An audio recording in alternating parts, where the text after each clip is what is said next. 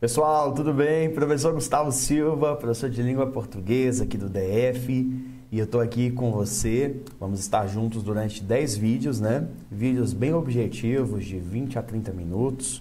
É o que a gente precisa para estudar um conteúdo específico, aprender esse conteúdo e levar para a nossa prova, perfeito? Esse vídeo é para você mesmo, que quer ser professor ou professora efetiva aqui do DF. Eu vou te dar o caminho das pedras. Na aula de hoje, que é a nossa primeira aula, eu quero falar de um assunto muito fundamental, a morfossintaxe. Professor, qual banca? Ou é a IADS, ou é a Quadrix, ou a FGV? A tríade da maldade, né? Essas três bancas. Pois é, para qualquer banca, o que eu vou falar é fundamental. Eu vou te ensinar um pouquinho de morfossintaxe. Como que você vai classificar sintaticamente uma frase, classificar morfologicamente. Só que o cenário que a gente tem hoje ele é muito interessante. É um cenário em que os alunos têm uma dificuldade em análise sintática. De onde que vem essa dificuldade? Ah, professor, tem dificuldade quando eu estudo. Calma. Não é necessariamente por isso, porque às vezes quem está estudando está tendo a dificuldade. A dificuldade em fazer uma análise sintática, ela ocorre sobretudo pela falta de base em morfologia. Então a gente vai estruturar muito bem isso aqui hoje, de modo que você aprenda a andar sozinho dentro desse processo. Turminha, quando a gente fala de sintaxe, primeiramente, falando de uma sintaxe do período simples, né? Chegaremos ao período composto, com certeza. Mas, primeiramente, falando de uma sintaxe do período simples, eu gostaria de que você entendesse como que a sintaxe do período simples se organiza. E ela se organiza a partir dos termos da oração. Então, no período simples, ela se organiza a partir dos termos da oração. Termos da oração. Uma dúvida, no período simples, quantos verbos eu tenho? Um verbo, uma oração. Perfeito? Então, aqui no período simples, a gente trabalha somente com uma oração. Perfeito? Isso aqui não pode faltar. Essa oração, quando ela for única, somente com uma oração, então quando eu tiver essa realidade, somente uma oração, o que você precisa saber? Então aqui, ó, somente uma oração. A gente chama de oração absoluta. O que é uma oração absoluta? Ó, professor, nunca ouvi falar sobre isso não. É, né? Tá vendo? Essa nomenclatura é muito cobrada. O que é uma oração absoluta? Quando eu tenho só uma oração. Pedro comprou o carro. Só tem um verbo, uma oração. Essa oração não é absoluta. Então, os termos da oração se dividem em três. Eu tenho termos essenciais. Os essenciais se dividem em dois. Pode ser sujeito e pode ser também o predicado. Ter o sujeito e predicado como termo essencial. Tá bom? O sujeito se divide em 5. Caramba, professor, pois é. Eu posso ter sujeito simples, posso ter sujeito composto, e a gente vai falar disso hoje, tá? Tipos de sujeito. Sujeito oculto, que tem mais alguns nomes, né?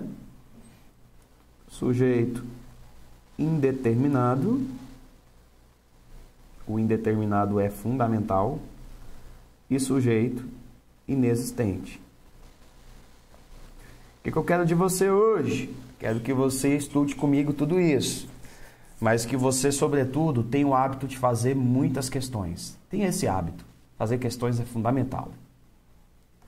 O predicado se divide só em 3. Pode ser o predicado nominal, predicado pode ser verbal e o predicado ainda pode ser verbo nominal. Eu tenho 3 classificações aqui para o predicado. 3. E isso tudo dentro dos termos essenciais da oração. Então, o predicado, e assim como o sujeito, eles são chamados de termos essenciais. Eu tenho mais 2 termos. Eu tenho os termos integrantes. Os integrantes são divididos em 3, né? Os integrantes são divididos em 3. Eles podem ser objeto direto mais objeto indireto. Ah, então tal do objeto é um termo integrante, professor? Isso mesmo. Os objetos a gente chama de complementos verbais, né? Complementos verbais. Legal, prof. A gente tem o complemento nominal, que também é um termo integrante. E a gente tem o agente da passiva. O agente da passiva também é um termo integrante da oração. Então, quando eu falo, isso aqui é um termo integrante, quer dizer o quê? Quer dizer que eles podem ser 3. Ou os objetos, ou o complemento nominal, ou o agente da passiva. Então, esse aí é o termo integrante. E, por fim, ainda no período simples, a minha oração também tem os termos acessórios. São 3 termos acessórios. E eu queria te dar uma dica. Todos os termos acessórios começam com a letra A. Então, eu tenho 3, ó. E os 3 vão começar com a letra A.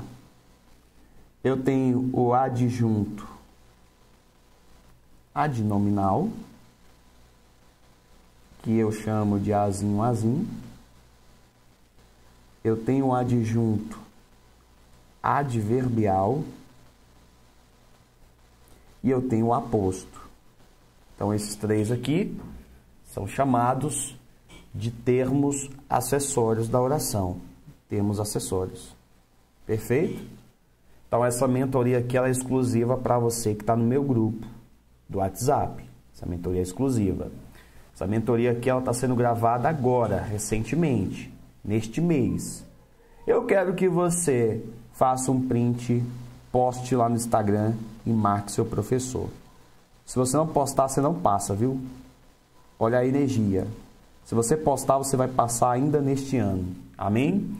Professor Gustavo Silva, faça um print, coloca que você está na melhor mentoria.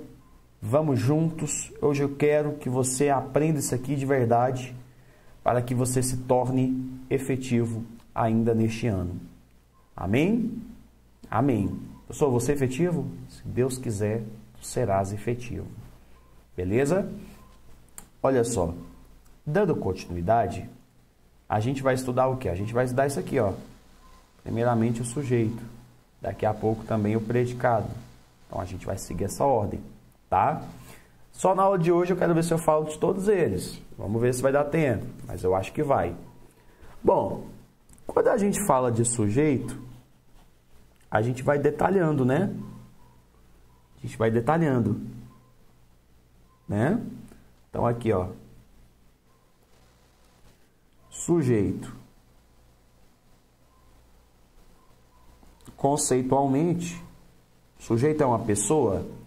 A gente aprendeu na vida que sujeito era sempre uma pessoa. Isso aí é balela. Sujeito é aquele que concorda com o verbo. Que concorda com o verbo. Então, o sujeito é aquele que concorda com o verbo.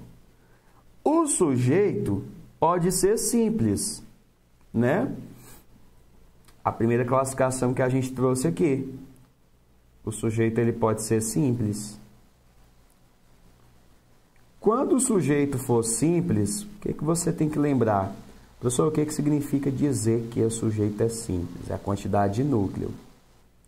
Quando ele for simples, ele vai ter apenas um núcleo.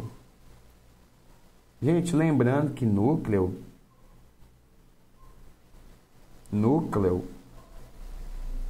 geralmente é o substantivo, tá? Núcleo geralmente é o substantivo. Perfeito? Guarda isso daí. Por exemplo, presta atenção. O aluno gabaritou a prova. E olha que a gente vai classificar isso tudo, viu, gente? Você vai aprender que esse verbo aqui é transitivo direto. Você vai aprender que a prova é objeto direto. Você vai aprender tudo isso, eu te garanto. Te garanto que você vai aprender isso. Mas dá uma respirada. Nós vamos chegar lá? Vamos, mas devagar. O foco aqui não está no verbo, não está no objeto. O foco está no sujeito. Primeiro você vai sublinhar o verbo e vai fazer a perguntinha quem. Quem foi que gabaritou a prova? O verbo vai te responder o aluno. A resposta do verbo vai ser o sujeito. Só tem um substantivo aqui dentro, esse sujeito é um sujeito simples. Perfeito? Então ele é um sujeito simples porque ele só tem um núcleo. Legal? Ele é anteposto, né? Porque ele está antes do verbo. Se eu colocasse gabaritou o aluno seria sujeito simples também, mas ele ficaria posposto. Se ele tiver após o verbo, ele é posposto. Posposto significa a posição dele. Se ele tiver antes, que é o mais comum, o mais natural, a gente fala que ele está anteposto, né? Então, bem tranquilo, só um núcleo, o sujeito vai ser simples, não tem o que sofrer, não tem nem o que falar. Essa parte é bem tranquila, né? Se eu disser assim agora, ó. O aluno e o professor chegaram. Olha só. Você vai ver mais na frente que o verbo chegaram é intransitivo. Daqui a pouco você vai ver isso. Mas lá na frente, né? Faz assim, ó. Quem chegaram? Pode responder. O aluno e o professor. Não foi só o professor, o verbo respondeu assim. O verbo respondeu. O aluno e o professor. Sujeito. Só que aqui dentro tem o substantivo aluno e tem o substantivo professor. Então, esse sujeito já vai passar a ser um sujeito composto. Porque, conceitualmente falando, quando o sujeito for composto, ele vai possuir dois ou mais núcleos. Então, o sujeito composto, meu futuro professor, minha professora, é aquele sujeito que possui dois ou mais núcleos dentro dele. E você já sabe que núcleo é o substantivo, né? Já sabe disso. Perfeito? Legal? O terceiro sujeito que a gente tem é o tal do sujeito oculto. Lembra que eu falei que esse danadinho tem vários nomes? Pois é, oculto. O que mais? Elíptico. Elíptico. O que mais? Desinencial. Tem mais dois que eu não vou nem colocar aqui. Mas é o subentendido, implícito. Esse é o nome dele, né? Quando eu coloco aqui, ó. Fomos embora cedo. Gente, o sujeito oculto é assim, ó. Deixa eu te explicar. Quem foi embora cedo? Nós. Veja que o nós não está escrito aqui, mas ele está aqui. Então, o sujeito oculto é assim, ó. Ele não vai estar escrito lá. Não, não vai estar, não. Ele não vai aparecer escrito, mas você sabe que ele está ali. Comprei. Eu comprei. O eu não está escrito, mas ele está ali. Então, o sujeito oculto, ele não aparece escrito. Ele não aparece escrito. Mas está ali. Ele está ali. Ele não está escrito, mas ele está ali. Entendeu? Então aqui, ó. Comprei um iPhone 16. Eita, hein? Meu sonho. O meu ainda é o 15. Eu só vou trocar quando quebrar. O eu está escrito? Não. Mas ele está aqui, ó. Eu comprei. Tá vendo? Esse aí é o tal do sujeito oculto. Agora, lembrando que ele tem vários nomes, não é só oculto. Não vai brigar com a prova, né, gente? Pode ser oculto, elíptico ou desinicial. Sempre que vai aparecer a palavra oculto? Não necessariamente, né? Não necessariamente. O próximo sujeito é aquele que você não sabe quem é. Você não sabe quem é. Né? O verbo vem no plural. Não vai ter contexto. Chego aqui e falo assim, ó, gente, ó. Presta atenção, ó.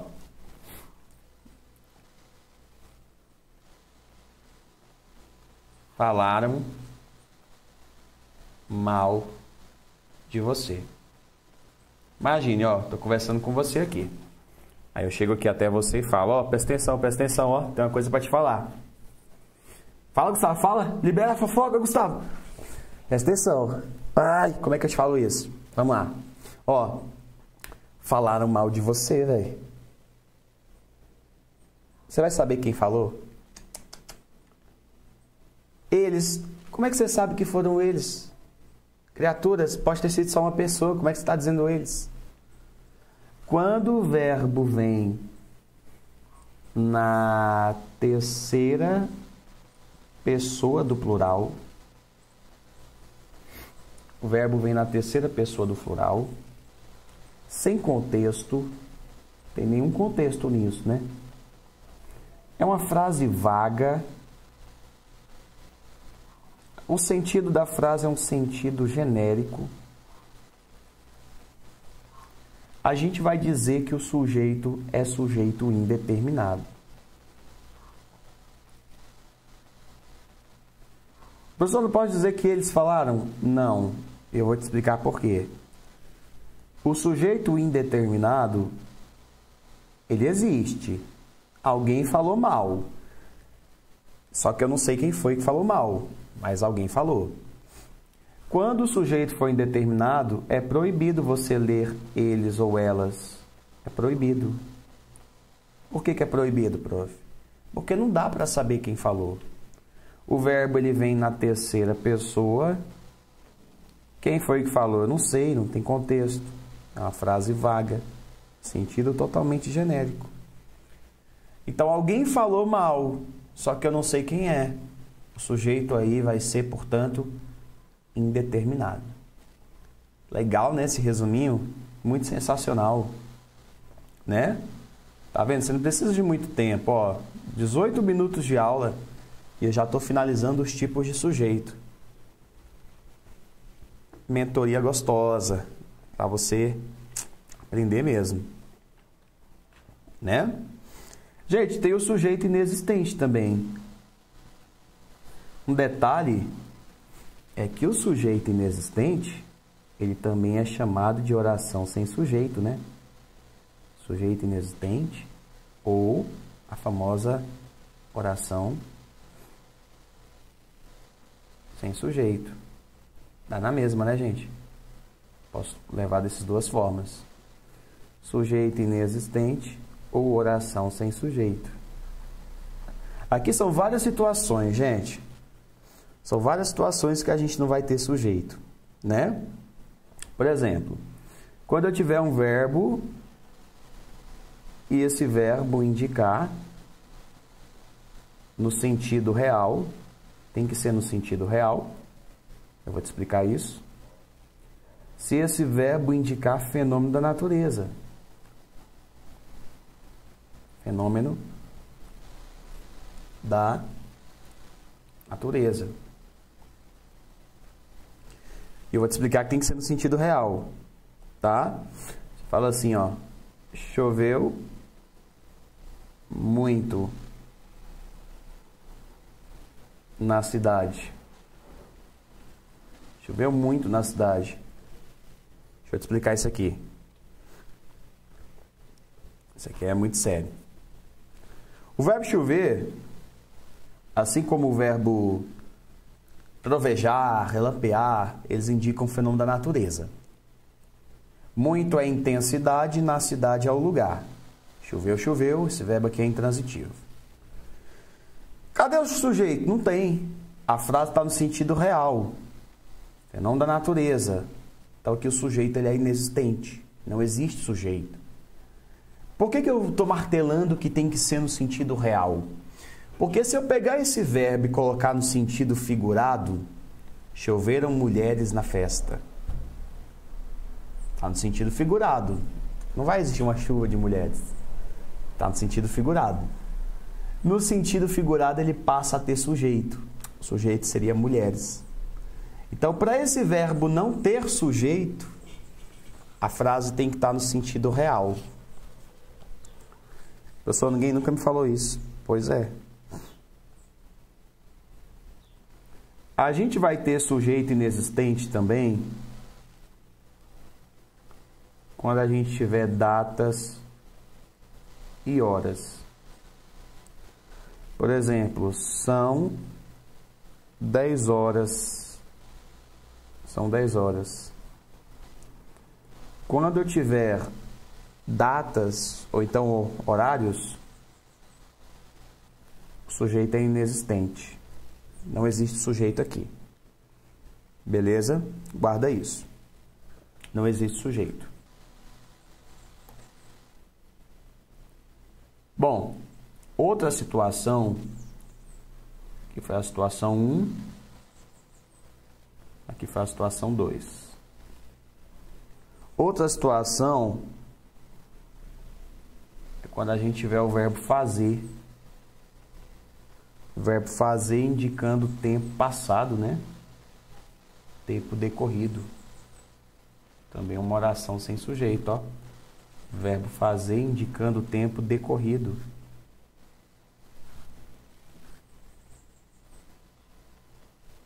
Por exemplo, faz meses que ela se foi. Então essa oração não tem sujeito. Só que aí eu vou te falar algo bem interessante também. Você tem que ter cuidado aqui. Tem que ter muito cuidado. Geralmente as pessoas falam e escrevem.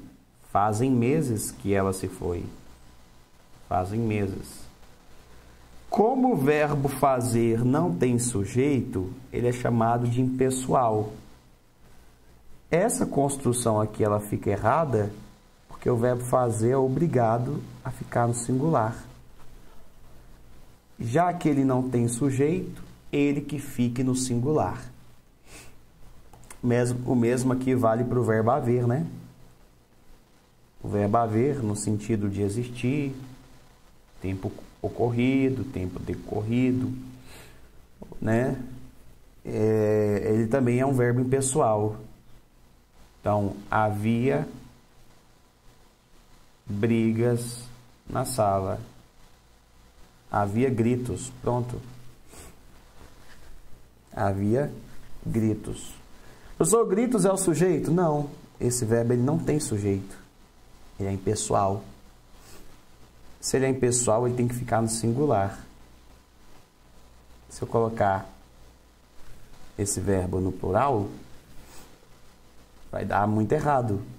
Haviam gritos. Não. A gramática ela não aceita essa construção.